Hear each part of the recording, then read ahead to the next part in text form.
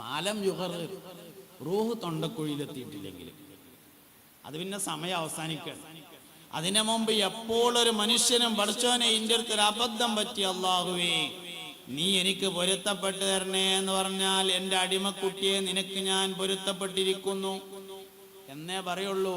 ഒരാൾ കള്ളുടിച്ച് അങ്ങനെ ഓനെ വാപ്പ പെരേന്ന് പുറത്താക്കി. വാപ്പ പുറത്താക്കിയാലും ഉമ്മ ആരും അറിയാതെ ചോറ് കൊടുക്കും. അങ്ങനെ ഒരു ദിവസം കള്ളുടിച്ച് വന്നിട്ട് ഉമ്മാനെയും തച്ചു. അങ്ങനെ അമ്മയും പറഞ്ഞു ഇനി മേലാൽ പെരേ കയറരുത്. പിന്നെ നാട്ടുകാരൊന്നും അടിയിട്ടി. ആർക്കും വേണ്ടാതെയായ മനുഷ്യൻ, അങ്ങനെ ആർക്കും വേണ്ടാത്ത മനുഷ്യനെ അള്ളാഹു വിളിക്കുന്ന ഒരു വിളി പരിശുദ്ധ ഖുർആനിലുണ്ട്. ഖുൽ യാ ഇബാദിയല്ലദീന അസ്റഫു അലാ അൻഫുസിഹിം ലാ തഖ്നതു മിൻ റഹ്മത്തില്ലാഹ്. ഖുൽ നബിയേ താങ്കൾ പറയുക, യാ ഇബാദി എൻ്റെ അടിമകളെ, അല്ലദീന അസ്റഫു അലാ അൻഫുസിഹിം വേണ്ടാത്തത് മാത്രം ചെയ്തു നടക്കുന്ന എൻ്റെ അടിമക്കുട്ടിയെ, ലാ തഖ്നതു മിൻ റഹ്മത്തില്ലാ ഞാൻ എന്നെ കയ്യൊഴിയിലട്ടോ, പക്ഷെ ഒന്നുണ്ടായ മതി, ഇന്റെ റബ്ബേ എനിക്ക് പൊരുത്തപ്പെട്ടു തരണം എന്ന് പറയാനുള്ള മനസ്സുണ്ടായ മതി. അതാണ് അള്ളാഹും മനുഷ്യനും തമ്മിലുള്ള വ്യത്യാസം. ഒരാളോട് നമ്മളൊരു 5000 റുപ്യ ചോദിച്ചു എന്ന് വിചാരിക്കുക. ഒരു മനുഷ്യനോട് 5000 റുപ്യ ചോദിച്ചു. അപ്പൊ അയാൾ ചോദിക്കുക എന്തിനാന്ന് ചോദിക്കും. അപ്പൊ നമ്മൾ പറഞ്ഞു അത് ഇങ്ങനെ കുട്ടി ആശുപത്രി ഉണ്ട്, ഡിസ്ചാർജ് ആയിട്ടുണ്ട്, ബില്ലടക്കാൻ പൈസ ഇല്ലായിട്ടാണ് എന്ന് പറഞ്ഞാൽ പറയും അന്നായിക്കോട്ടെ നാളെ തന്നെയാണ് തരണട്ടോ പറഞ്ഞാൽ തരും 5000 റുപ്യ. അതേ സമയത്ത് ഒരാളുടെ 5000 റുപ്യ ചോദിച്ചു എന്തിനാന്ന് ചോദിച്ചു. ഒന്നിനല്ല, വെറുതെ കീശയിൽ വെക്കാനാണെന്ന് പറഞ്ഞാൽ എന്താ മറുപടി, ഈ 2 കാലുമ നടന്നു എന്ന് പറയും. ഇതേ ചോദ്യം അള്ളാഹിനോട് ഒരാൾ ചോദിച്ചു, പഠിച്ചോനെ എനിക്കൊരു 5000 റുപ്യ തരുമോ. അള്ളാഹ് ചോദിച്ചു എന്തിനാണ്. അതിന് പറഞ്ഞു ഒന്നല്ല, ഒരു ധൈര്യത്തിന് കീശയിൽ വെക്കാനാണ് പറഞ്ഞാൽ അന്നെടുത്തു പറയും. അതാണ് അള്ളയും മനുഷ്യനും തമ്മിലുള്ള വ്യത്യാസം. അങ്ങനെ ഒരു 5000 റുപ്യ കിട്ടി. അത് കിട്ടിയേക്കിന് തന്നെ ഒരു 5000 കൂടി ചോദിച്ചു എന്ന് വിചാരിക്കുക. എനക്ക് ഇപ്പോഴും തന്നിട്ടുള്ളൂ, പിന്നെയും ചോദിക്കല്ലേ എന്ന് അള്ളാഹു തആല പറയില്ല. ആ സമയത്ത് വേറൊരു മനുഷ്യൻ്റെ ഇരുന്ന് കിട്ടില്ല. എത്ര ചോദിച്ചാലും കുഴപ്പമില്ലാത്ത ഈ ലോകത്ത് അള്ളാഹു തആലക്ക് മാത്രമേ ഉള്ളൂ. ഇതാണ് അള്ളാഹു റബ്ബാണെന്ന് ബോധ്യപ്പെടുക എന്ന് പറഞ്ഞത്. അങ്ങനെ മനസ്സിലാക്കി വരുമ്പോൾ അള്ളാഹിനോട് വരുന്നൊരു ഇഷ്ടമുണ്ട്. അതാണ് റുബൂബിയ്യത്തിന്റെ ഇഷ്ടം. അതിൽ നിന്നുണ്ടായിത്തീരുന്ന ഒരു ബോധത്തിന്റെ പേരാണ് ഖദാ ഖദറിലെ വിശ്വാസം. ഖദാ ഖദർ ഒരു ഇൽമല്ല, അത് ഇൽമിൽ ഒതുങ്ങുന്നതല്ല, അതൊരു ബോധമാണ്. ബോധത്തിൽ മാത്രമേ ഒതുങ്ങുള്ളൂ എന്നതാണ് മനസ്സിലാക്കേണ്ട ഒരു കാര്യം. അതുകൊണ്ട് ഇൽമ വലിയ രസമുള്ളതാണ്, ഈമാൻ വലിയ രസമുള്ളതാണ്. ആ രസം നമുക്ക് കിട്ടുക എന്നുള്ളത് പ്രധാനപ്പെട്ട കാര്യമാണ്. മക്കള് വലിയൊരു ബറക്കത്താണ്. ആ സമയത്ത് മക്കളില്ലാതിരിക്കൽ ബറക്കത്ത് കുറവല്ല. നല്ല മനസ്സിലാക്കേണ്ട കാര്യം. വെള്ളിയാഴ്ച നല്ല ദിവസം എന്ന് പറഞ്ഞാൽ അതിന്റെ അർത്ഥം ശനിയാഴ്ച ഒന്നിനും പറ്റൂല എന്നല്ല. വെള്ളിയാഴ്ച നല്ല ദിവസമാണ് എന്ന് പറഞ്ഞതിന് വെള്ളിയാഴ്ച നല്ല ദിവസം എന്ന് മാത്രമേ അർത്ഥമുള്ളൂ. വ്യാഴാഴ്ചക്ക് ഒരു കുഴപ്പമില്ല, ശനിയാഴ്ചക്കും കുഴപ്പമില്ല. അബുദാബിക്ക് പോവുകയാണ്, ടിക്കറ്റ് എടുക്കാൻ വേണ്ടി ചെന്നു ട്രാവൽസിൽ. തിങ്കളാഴ്ചയും ടിക്കറ്റ് ഉണ്ട്, ചൊവ്വാഴ്ചയും ടിക്കറ്റ് ഉണ്ട്. തിങ്കളാഴ്ച നല്ല ദിവസമാണ്, അന്ന് ടിക്കറ്റ് എടുക്കാം. അബുദാബിക്ക് പോകാൻ വേണ്ടി ടിക്കറ്റ് എടുക്കാൻ വേണ്ടി ചെന്ന് വിസ ക്യാൻസൽ ആവാൻ പോകുന്നുണ്ട്. നാളെ ചൊവ്വാഴ്ച, നാളെ പോയേ പറ്റുള്ളൂ, നാളേക്ക് ടിക്കറ്റ് ഉണ്ട്. എന്നാലോ ചൊവ്വാഴ്ച നല്ല ദിവസമാണ് പോയിക്കോളുക. തിങ്കളാഴ്ച നല്ല ദിവസമാണെന്ന് പറഞ്ഞാൽ ചൊവ്വാഴ്ച ഒന്നിനും പറ്റൂല എന്നല്ല.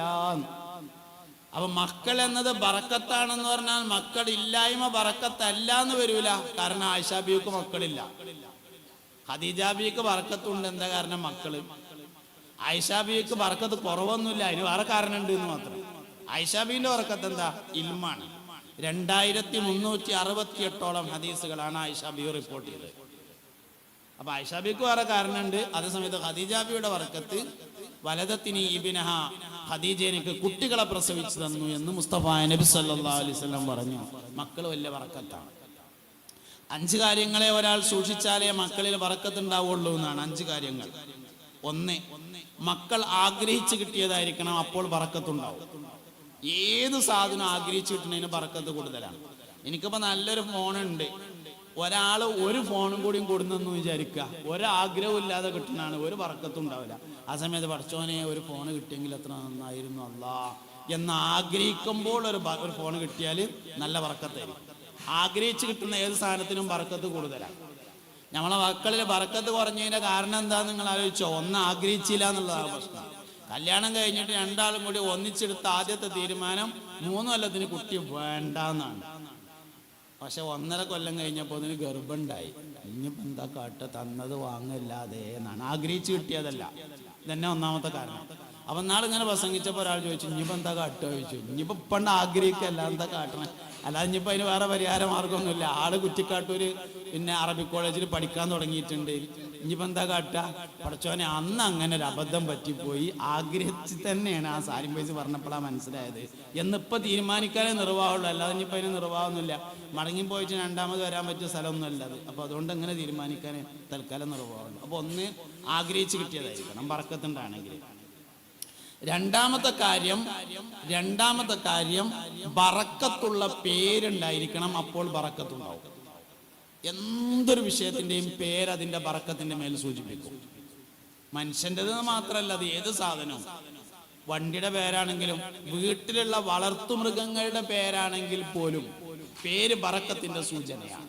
അതുകൊണ്ട് ബറക്കത്തുള്ള പേരായിരിക്കണം. ബറക്കത്തുള്ള പേര് എന്ന് പറയുമ്പോൾ എന്ത് പേരാണ് എന്നതിനേക്കാൾ പ്രധാനമുണ്ട് ആരുടെ പേരാണ് എന്നുള്ളതിന്. എന്താ പേര് എന്നുള്ളതിനേക്കാൾ പ്രധാനപ്പെട്ടതാണ് ആരുടെ പേരാണ്. മുത്തുനബിയുടെ പേരാണ്, മുയ്യദ്ദീൻ ഷേഖിന്റെ പേരാണ്, ബദരീങ്ങളുടെ പേരാണ്, റിഫായി ഷേഖിന്റെ പേരാണ്, സ്വഹാബത്തിന്റെ പേരാണ്, സാലിഹീങ്ങളുടെ പേരാണ്, അമ്പിയാക്കളുടെ പേരാണ്. ഇങ്ങനെ എന്ത് പേര് എന്നതിനേക്കാൾ പ്രാധാന്യമുണ്ട് ആരുടെ പേരാണ്. ഉമർ ഖത്താബിന്റെ പേര് എന്ന് കരുതിയിട്ട് ഉമർ നിട്ടാൽ ഉമർ ഖത്താബിന്റെ മാതിരി ഉണ്ടാവും.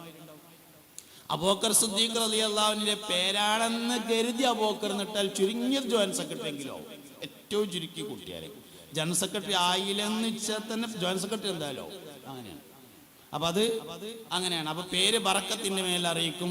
അപ്പൊ രണ്ടാമത്തെ കാര്യം ഇനി ഉണ്ടാവാണ്ടാവുമല്ലോ, ആയിരെങ്കിലും നോക്കുക. ഇട്ടത് ഏതായാലും അങ്ങനെ കഴിഞ്ഞു, ഈ ബറക്കത്തിൽ ദ്വാരക്കാനേ പറ്റുള്ളൂ.